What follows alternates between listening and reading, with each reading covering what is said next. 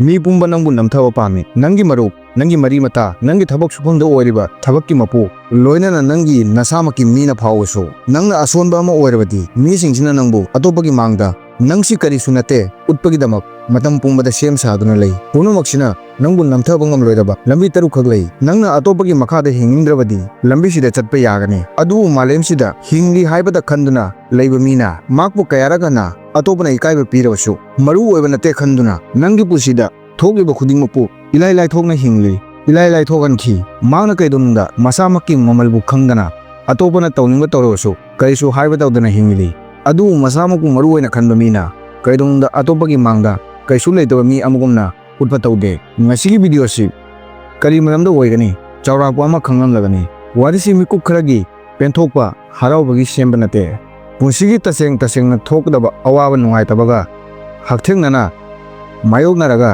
isamupu akanba ma sembagi maramdani channel sibu like subscribe tawdrabasu karisu nungai taba leiroi warisi na kari khangan ni khangdragadi kona jamal aremani khangani ahanbuda nangna kibabu thadok mathau tagani nadrabadi nangbo atopana namthaduna leigani masamuku asonba amugum utlabadi atopana asonba dudabu namthana phonai umangda ahanbada asonba nata mathawai maung mathau tai nongsa sum marangta mangondagi akanba sa lagrabadi chendaba nate adu mangondagi asonba sa phangnarabadi mangna asonba dubu chongsinjana namthai asumna aikhoi miyoibagi punsirasu manana oi nongsana hanu pharabaso atoba sana makpu kiba phaw adubu wangna paiba ngamdaduna laibata taraklabadi maram leidabada makpu phangnaba jiwasingna tathi tawaina tawi sina takpadi nangna nasamupu asonba ma semlabadi pumna mangna nangbu tathi tawaina tawgani nongsagi nakta atoba sana changlamdaida chamla khan mathotai nangna akanba ma oirabadi atobana nangi maramda phattaba tawnaba honadringai mangda chamla khangani wangdi akibu pogliba karigino karamna akibu mangani akiba maram anina oi ahanbada nangi wakhal nangna nasamupu asonba mani khallabadi nangna nasamupu thajadaba nangna matam pumda akiba ma pokani nangna atopana sajinduna haiba wadu thajagani nangbu thajahangani nang karisu tawba ngamlo maramdi kibana maram oiraga nang karisu tawde asumna nangna nangi punsi mahangani nangna akiba sidagi nanthok mathau tagani akiba mina atopagi pautak laurabatungda kaigumbu khongthang ama thangali mak pumna makki pautak ta hingi asumna tapna mak masagi mamalbu mahalai asonba mina atopagi maningda inaduna lei masamuku thajade akanba mina maki wakhalbu mayamdagi ahenba thakta inkhatpa ngammi wangsi hanganu ai piklingaidagi akibaga loinana chawai ai kari tawgani mi pumba akiba amaga loinana hingi adubu akibabu namthaduna thamba misaktuna asengba maki pandambu phangba ngammi nangi punsida nangna phangningiba pandamdu phangningba taragadi nangna akibabu maithi anba tagani akibabu maithi bu pibagi lambi sunatagi amakhaktani isamupu akanba ma semba wakhaldagi hakchangdagi acharya chanakyana hai kaidungda mateng phangdaba amagum hinganu kaidungna kiduna chenganu nang kiduna chelabadi nang aswanba amani khangani nangondagi khudong chaba lawkhigani nangna lengdan leirabadi atopana nangi pangalbu khangba horakani anisubada atopana nang aswanba sahuksingbu haidokanu nangi aswanba atopana khanglabadi nangbu laina namthanaba honagani nangi pumnamakhtagi asoiba nangna khalli aina honaribasi yamna lei aingonda sel leite laiba phatte adu asengba mayoknarbu matamda sidagi hena sathiba oi nangi pumnamakhtagi achauwa punsigi asoibadi nangna atopada nasagi aswanbabu takthokpani atopana yengnabana nangi khudong chadaba matamda kaidonda nangbu minungsi utloi nangbu awawa tahanbagi damak nangi aswanba singbu yengduna namthagani acharya chanakyana hai lawsing leiba mina maki alotba wabu atopada haidokte adubu lawsing leitaba mina maki thamoida leiba awaba singbu atopagi mahumda haidoktuna thang mangna maki nungaitaba pumba atopda tamthoi thamoigi nungaitaba pendaba tamlaga tasengna nangi mating pangani haiba leite asengba maru afaba khanba mi ngasigi matamda saruk taragi manungda amakak pumna thoi atopagi phattaba khanba mina kanagumbi amana thamoi sengna masagi awaba nungaitaba tamthorakbu matamna lakuda maki asonbabu khangdoktuna awabada inthanaba honai waringai matamda awabada awaba habnaba honai waringai matamda awabada awaba habnaba lambi silli ona tainana punsida matam chana phireb lepa maipakpo mina punsigi awaba nungaitababu ꯃꯌꯥꯝꯒꯤ ꯃꯐꯝꯗ ꯇꯝꯊꯣꯛꯇꯨꯅ ꯊꯝꯃꯤ꯫ ꯃꯔꯝꯗꯤ ꯃꯍꯥꯛꯅ ꯈꯪꯏ ꯑꯩꯅ ꯑꯇꯣꯞꯄꯗ ꯏꯁꯥꯒꯤ ꯑꯁꯣꯟꯕꯕꯨ ꯄꯨꯊꯣꯛꯇꯨꯅ ꯈꯪꯍꯜꯂꯕꯗꯤ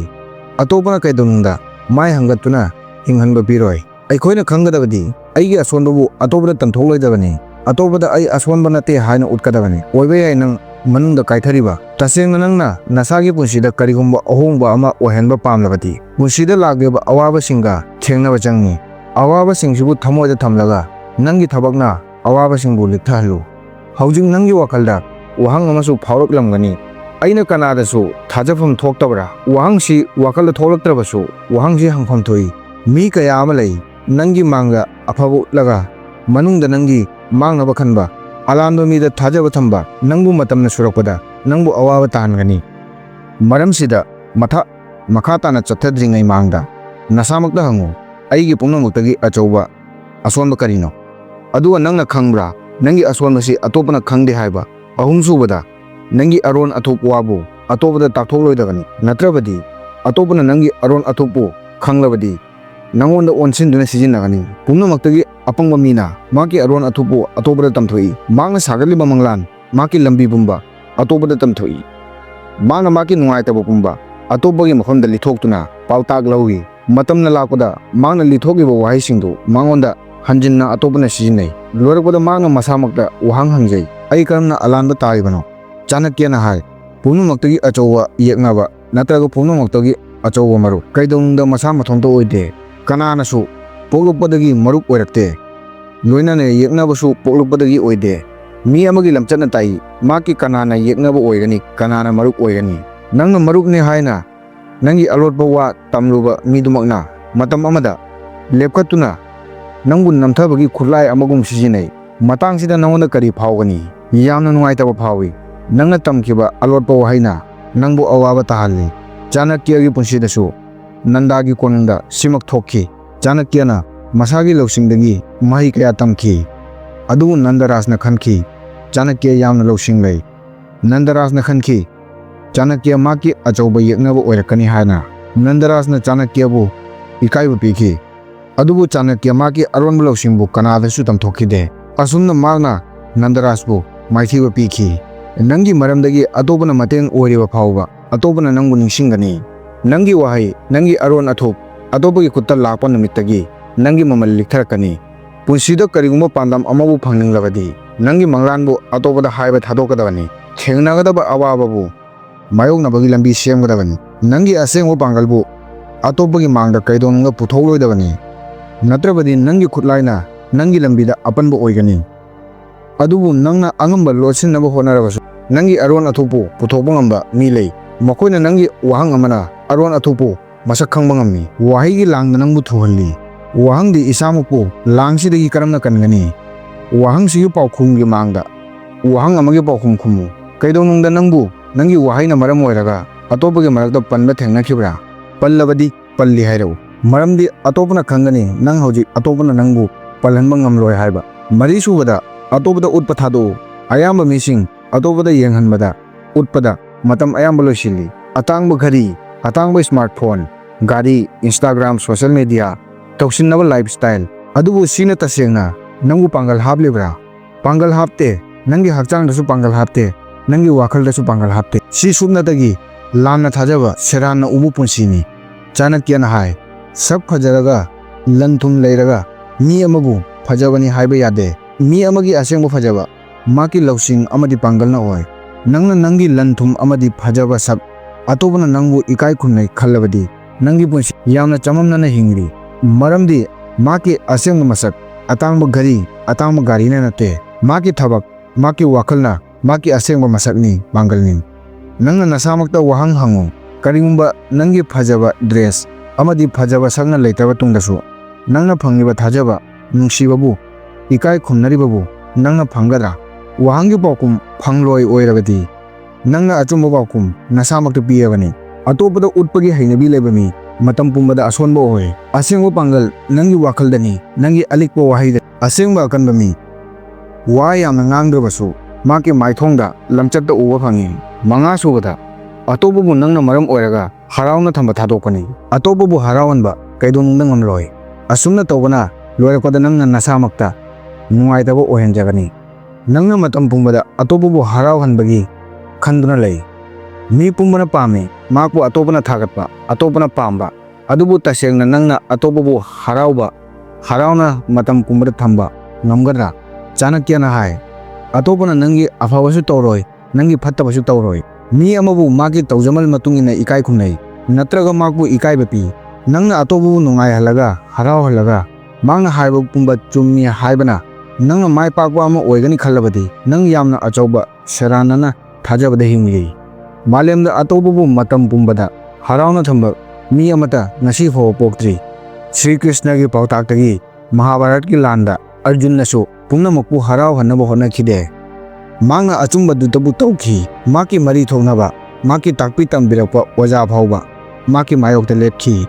Karigumba mangna punamakpu harau hanbagi tungda chatlamlabadi, maki laining laison asengba achumba kailungda puthokpa ngamlamloi. Soiribadi atopabu harau hanaba hotnaringaida nangna nasamakpu kauthokle. Atopana nangbu pamba nungsibana nangi maruoiba pandam nate. Adubu asengbadi nangna atopabu nungainaba haraunaba hotnari makhai nangbu atopana maki kanabagi thiduna khudong chaba lokhatpa leploi. Nangna karigumba matamda atopagi mateng tawraba tungda nangi matam lakpa matamda mangna nangbu namthak tawki. Nasamakta wahang hangu. Nangna punamaksi tawraga karigumba ama ngasi phawbada phanglabra natraga nasamakpu nasamaktagi lapthokhalibra. Taruk subada nangi ikai khumnaba atopadagi phangani khanganu. Atopana nangbu ikai khumnagani khallabadi nangonda atopana afaba lamchat chatkani khallabadi nangna punamakta achauba seranana thajabada hingli. Mafamsida aikhoina ikai khumnababu isana tanna mathau tai. Karisu tawdana atopana ikai khumnagani khanduna hingba yade. Maramdi ikai khumnaba masamangna semjabadagi phangi. Ikai khumnabagi mamal khangdaba mina mafamsida hanjin hanjina khudongthiba mayoknai. Acharya Chanakyana hai. Lausing leiba mi masagi ikai khumnaba masamangna ngak semduna thamnai. Masagi ikai khumnababu atopagi mafamda thadokna thamba mi miyam marakta maki mamal karisu leite. Matam amagi warini lairaba imung amagi nupa ama lerami. Mangna chawraklaba tungda office amada thabak phanglami. Mangna punamakki haibe ilami. Mangna punamakpu mateng panglami. Adubu tapna makpu mayamna ilai thokpa hoi. Mapuna tolosu matam chana piramde. Maki mawngsina atopa yumthangnabanasu makpu karisu oina khalamde. Maramdi mangna atopagi namak masagi ikai khumnababu kathoklami. Mangna khalami asumna tawbana atopana makpu ikai khumnagani. Adubu matam amagi matungda mangna masamakpu alanba oina phangnarami. Numit ama mangna masamakta wasaklami. Ai isagi ikai khumnababu kaidonungda manghaloi. Mangna masagi thaksi khasibu semuni lepnami. Matam khara matung mangna masamakpu asuki matik akanba semduna atopana ikai khumnaningdaba tarabasu maki mangla ikai khumnana chatpa taki. Ningsingu nangna lepkhatri makhai nangi nakta ikai khumnaba masa mathomda lakloi. Atopana nangbu kaidonungda ikai khumnaroi.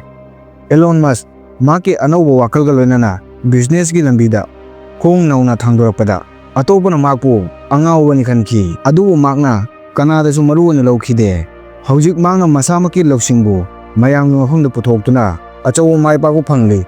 Atopana maki wakalgi damak haujik makpu ikai khumnari. Virat Kohli cricket gi taibangda nauna khong thangilakpa matamda maki maramda khattaba wa kaya hainaki.